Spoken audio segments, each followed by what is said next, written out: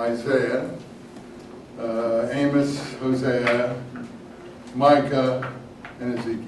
That's what we're going to be doing for the week. Now, today we're doing Amos, as it turns out. We're doing the minor prophets first. Now, I gave you a synopsis last time of what was in between. That was the things that were, in between where I just wanted to change gears and read some other kind of book.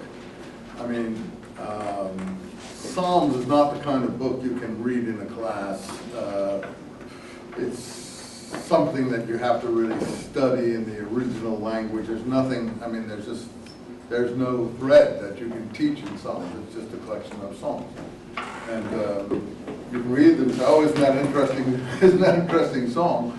And isn't that well expressed? But you can't really do much teaching with it. And the other literature books, you see, the Jews and Christians organized the Bible differently. Christians came down from the Greek text, which is known worldwide as the Septuagint. Plus of 72 elders supposedly translated it in Alexandria for a Ptolemaic king. But that's why it's called the 72, the Septuagint, but that's a legend.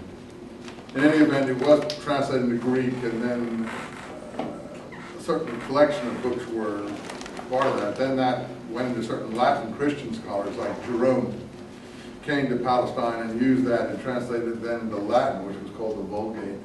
And that's why the Catholic books differ from the Jewish and Protestant books, because he had a different text that he was working from that went into Latin and then came down to the church and then came into more modern translation in Catholic areas. But in Protestants, went back to the Jewish Bible. Now, the Jewish Bible was not collected until after the fall of the temple. The books were written, but they weren't collected. So that's why the Dead Sea Scrolls are so important, because scrolls are thrown into caves, helter-skelter, pell-mell, just a lot of manuscripts all piled on top of each other, but there's no order to them. That's what I'm trying to say. There's no order. The first 5 books are always ordered. In other words, Genesis, Exodus, Numbers, Leviticus, or Leviticus, Numbers, I don't know which way it goes. It's Numbers, Leviticus, and Deuteronomy. Deuteronomy means second law. It was another book that recapitulates some of the earlier ones, and it was considered to have been found in the temple around 600 BC, so it's considered a later book that sort of revisits some of the earlier ones. But those 5 books are called the Pentateuch, the 5 books. Tuch is teaching, the teaching of the 5, or the Torah, as the Jews call it, the Torah. Torah, though, are scrolls. So each of those books was a separate scroll, and that's how they are in the Dead Sea Scrolls. That's what we call them, the Dead Sea Scrolls, Qumran, because each book is a separate scroll. So all these books were separate scrolls. There was no order. In the first 5 there were, but the rest there weren't. So, for instance, Samuel is a book, a scroll. Samuel 2 is a scroll. Kings is a scroll. Chronicles is a scroll. So on. Isaiah is a scroll. Ezekiel is a scroll. Jeremiah is a scroll. Those are long, long books. But the Jews divide them up into 3 separate books: law, prophets, and writings. So they acknowledge it's a collection. And it's in order of decreasing holiness. So the law is what they call the Torah. And the prophets, in Hebrew, is Nevi'im. And writings, in Hebrew, is Ketuvim. So when the Jews speak about the Bible, they just make an acronym of these things, and they call it Tanakh. Torah, Nevi'im, Ketuvim. That's their name for the Bible.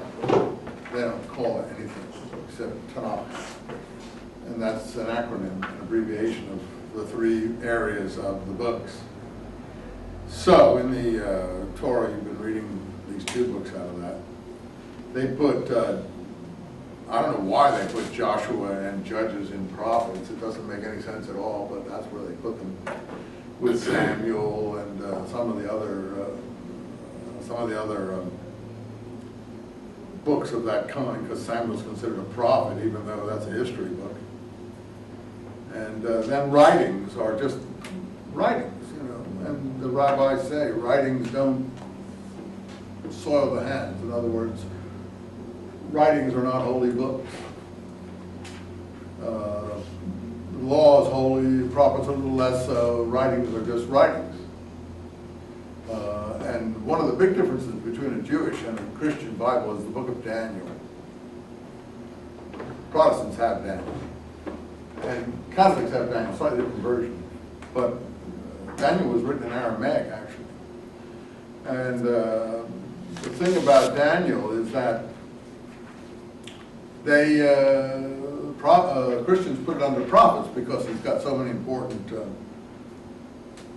things for early Christian history in there that were used in the construction of early Christian history. But Daniel is not considered a prophet by the Jews.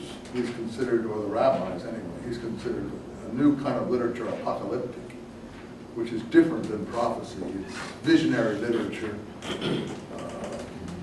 Ezekiel really has some of it in, Ezekiel's the first one, but he's a mixture of the two. Daniel is pure visionary material, like some of the apocryphal texts, Enoch and some other books like that, which are quite visionary. I think 4th Ezra, a few things like that. But it's a different kind of book. So there the Jews and the Christians differ. And the reason the rabbis, when they collected the Bible as we know it, the Jewish Bible, in about 100 AD, after the temple fell, the reason they didn't put in certain books is they blamed certain books on the fall of, they blamed the fall of the temple on certain books. They thought the books like Al-Qaeda were working people up, were rabble-rousing books. So, for instance, Daniel was considered a book that worked people up. And you know it does, even today. When you get on the TV, evangelist or evangelical person, and the first book they're going to read is Daniel. That's what they're going to start reading because it's very, very evocative. It's sort of, the book of Revelation in the New Testament is a variation on Daniel. It's picked up a lot of Daniel's themes. It's not really a book that I feel is very effective, but it's working off Daniel and Enoch. Some of what it's in visionary material in the Revelation, the Apocalypse is rather bizarre.